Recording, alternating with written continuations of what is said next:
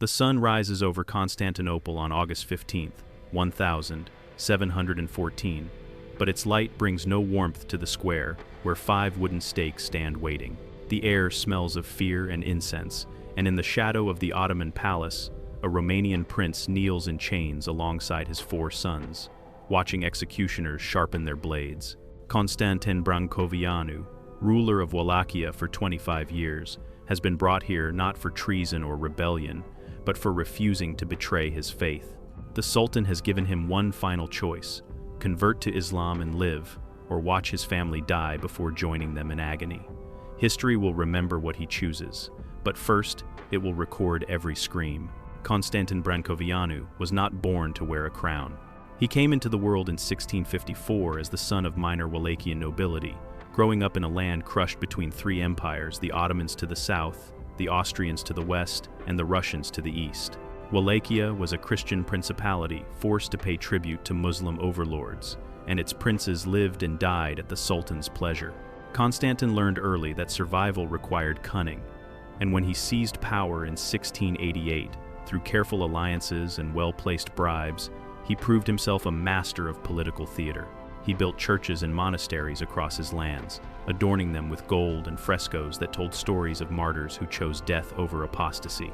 He patronized artists and scholars, turning his court into a beacon of Orthodox culture.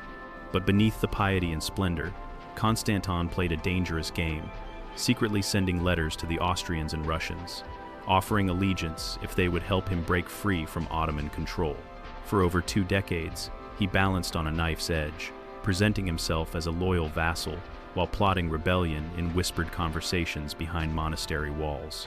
The Ottoman Sultan Ahmed III was not a fool. Spies infiltrated Constantin's court, intercepting letters and bribing servants to report every secret meeting. By 1714, the evidence of treason had grown too large to ignore. Constantine had been caught negotiating with Peter the Great of Russia, offering to join an Orthodox alliance against the Sultan. In March of that year, Ottoman soldiers arrived at Constantin's palace in Bucharest with a simple message: "The Sultan requests your presence in Constantinople." It was not a request. Constantin knew what awaited him in the Ottoman capital, but he also knew that refusal meant immediate war and the slaughter of his people. So he gathered his family, his 4 sons, Constantin, Ștefan, Radu, and Matei, along with his trusted advisor, Ionuț Văcărescu, and rode south toward the sea. His wife and daughters were left behind, weeping in the palace courtyard as the procession disappeared beyond the hills. Constantin never looked back, but his hand trembled on the reins, and those who rode beside him later said his lips moved constantly in silent prayer. Constantinople was a city of marble and menace, where the Topkapi Palace loomed over the Bosphorus like a monument to absolute power. Constantin and his sons were led through its gilded halls into a reception chamber where Sultan Ahmed III sat on a throne elevated above the floor, surrounded by janissaries whose curved swords caught the lamplight. The Sultan's face was unreadable as he listed Constantin's crimes: secret correspondence with enemy powers, promises of military support to Christian armies, embezzlement of tribute payments meant for the Ottoman treasury. Each accusation was true, and Constantin did not bother to deny them. Instead, he stood silent, his sons arranged behind him like steps of a staircase, each one younger and more terrified than the last. The Sultan leaned forward, his voice soft but carrying through the chamber like a blade sliding from its sheath. "There is a way to save yourself and your family," he said. "Renounce your Christ, embrace the true faith of Islam, and I will restore you to your throne with greater wealth and power than before." The offer hung in the air, and for a moment, the only sound was the distant call to prayer echoing from a nearby minaret. Constantin Brâncoveanu looked at his sons, then back at the Sultan. His voice, when he spoke, was steady as stone. "I was born a Christian, and I will die a Christian.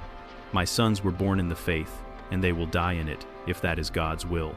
Better to lose an earthly kingdom than to gain the world and forfeit our souls." The words sealed their fate.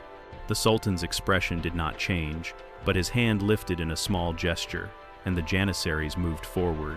Constantine and his family were dragged from the chamber, their protests swallowed by the vastness of the palace. They were thrown into a dungeon beneath the Topkapi, a stone cell where water dripped from the ceiling and rats skittered in the darkness. For 5 months, they waited in that hole, fed only enough to keep them alive while the Sultan considered their punishment. Constantin spent those months teaching his youngest son, Matei, who was only 11 years old, the prayers and psalms their family had recited for generations.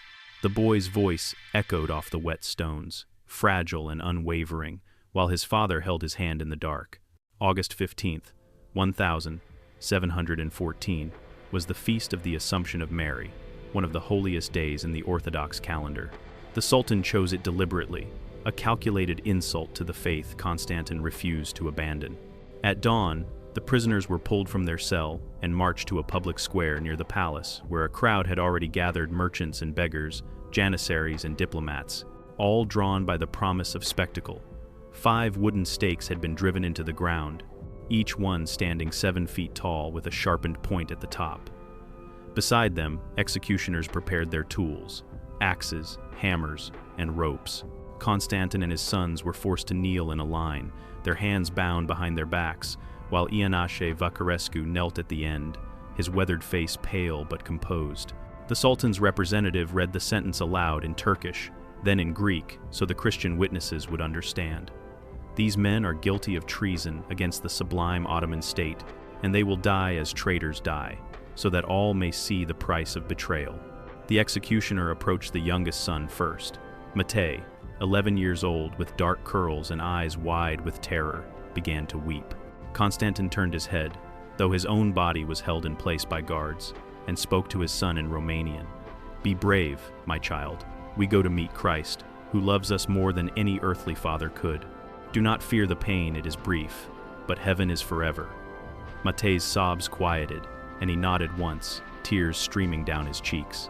The executioner raised his axe, and with a single stroke, the boy's head rolled into the dust. His small body crumpled forward, blood pooling beneath the stake where he had knelt. Constantin closed his eyes and whispered a prayer, but he did not look away for long. The executioner moved to the next son, then the next, working down the line with mechanical efficiency. Radu, 16 years old, cried out for his mother as the blade fell. Stefan, 18, recited the Jesus prayer until the axe cut the words from his throat. Constantin Jr., 26 and the eldest, stood tall and silent, his father's pride reflected in his face even as it was severed from his body. Each execution took less than a minute, but Constantin Brâncoveanu watched every one, forced to witness the obliteration of his lineage before his own death. Ianache Vacarescu was next, the loyal advisor who had followed Constantin into captivity rather than abandon him. The old man's execution was swift, a single blow that dropped him beside the princes he had served. And then, only Constantin remained. The crowd had grown silent, even the most hardened spectators unnerved by what they had witnessed. Constantin knelt in a spreading lake of his son's blood, his robes soaked crimson, his face pale but unbroken. The Sultan's representative approached and made one final offer. "Even now, if you convert, your life will be spared." Constantin's reply was loud enough for the entire square to hear. "I have seen my sons enter paradise before me. I will not dishonor their sacrifice by clinging to this world." The executioner stepped forward, but the Sultan had ordered something different for Constantin, not a quick death, but a lingering one. They laid him on his back and brought forth a wooden stake, thicker than the others, with a rounded but cruel point. This was the traditional Ottoman method for traitors and rebels, impalement, designed to prolong suffering for hours or even days. The executioner and his assistants positioned the stake at Constantin's body, angling it carefully to avoid immediately fatal organs. They drove it upward with hammers and ropes, forcing it through his lower back and up through his torso in a path calculated to miss the heart and lungs. Constantin's screams tore through the square, raw and inhuman, the sound of a man being destroyed from the inside while remaining conscious. His body convulsed with each strike of the hammer, but the ropes held him in place, preventing him from thrashing free. When the stake emerged from his upper chest near the shoulder, they hoisted him upright, raising the stake so that Constantin hung suspended above the ground, his weight driving the wood deeper into his body with every breath. Blood poured from the entry and exit wounds, dripping onto the earth below in steady streams. His face contorted in agony, mouth open in a silent scream as shock began to set in. The crowd, many of whom had cheered for the beheadings, now stood in horrified silence. Even the janissaries looked away, unwilling to meet the eyes of the dying prince. Constantin Brâncoveanu did not die quickly. The impalement had been expertly done, avoiding major arteries and organs in a way that prolonged his suffering. He hung on that stake for hours as the sun climbed higher, baking the square in August heat. Flies gathered on his wounds, and his blood dried in dark streaks down the wood. Witnesses later reported that Constantin remained conscious for much of his ordeal, his lips moving in prayer even as his body failed. He hung there as the crowd gradually dispersed, as merchants returned to their stalls and children were hurried away by their parents. He hung there as the afternoon shadows lengthened and the call to prayer echoed 5 times from the city's minarets. Some said he lasted until evening. Others claimed he survived through the night and into the next day. The accounts vary, but all agree on this. Constantin Brâncoveanu refused to renounce his faith even as life drained from his body, and when death finally came, his eyes were open and fixed on the sky above Constantinople, as if seeing something beyond the pain and blood and cruelty of the world below. The bodies were left on display for 3 days as a warning to any other vassal princes who might consider rebellion. Birds pecked at the corpses, and dogs fought over scraps that fell to the ground. On the 3rd day, Orthodox Christians from Constantinople's Greek quarter were permitted to collect the remains. They wrapped Constantin and his sons in linen shrouds and buried them in a small chapel outside the city walls, far from the glory of the churches Constantin had built in his homeland. But the story did not end in that unmarked grave. Word of Constantin's martyrdom spread through the Orthodox world like fire through dry grass. Churches added his name to their litanies, and painters depicted his execution in icons that showed him standing before Christ while his sons knelt at his feet, all of them crowned with halos of martyrdom. In 1992, nearly 3 centuries after his death, the Romanian Orthodox Church formally canonized Constantin Brâncoveanu and his 4 sons as saints and martyrs, recognizing them as men who chose torture and death over the betrayal of their faith. Their feast day is August 16th, the day after their execution, when believers light candles and remember the prince who watched his children die rather than deny Christ. The story of Constantin Brâncoveanu forces us to confront uncomfortable questions about faith, power, and the price of conviction. Was his choice heroic or tragic? Did he save his sons' souls by leading them to martyrdom, or did he doom them through his own stubbornness? The Sultan offered him life, wealth, and power, everything a man could want in the earthly realm. But Constantin saw that offer as poison disguised as mercy, a temptation to trade eternal truth for temporary comfort. His execution was not unique in history. Thousands have been impaled, beheaded, and tortured for refusing to compromise their beliefs. What sets Constantin apart is the deliberate cruelty of forcing him to witness his children's deaths first, understanding that the sharpest blade is not the one that cuts flesh, but the one that severs a parent from their child. The Sultan wanted Constantin to break, to prove that every man has a price, that faith crumbles under sufficient pain. But Constantin did not break. He hung on that stake, bleeding and dying, and in his refusal to submit, he became something the Sultan could not kill. An idea, a symbol, a reminder that some souls cannot be conquered even when their bodies are destroyed. If this story made you think, don't look away.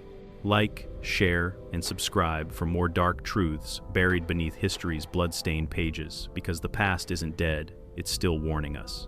The stakes may look different now, but the question Constantin faced remains the same. What would you die for?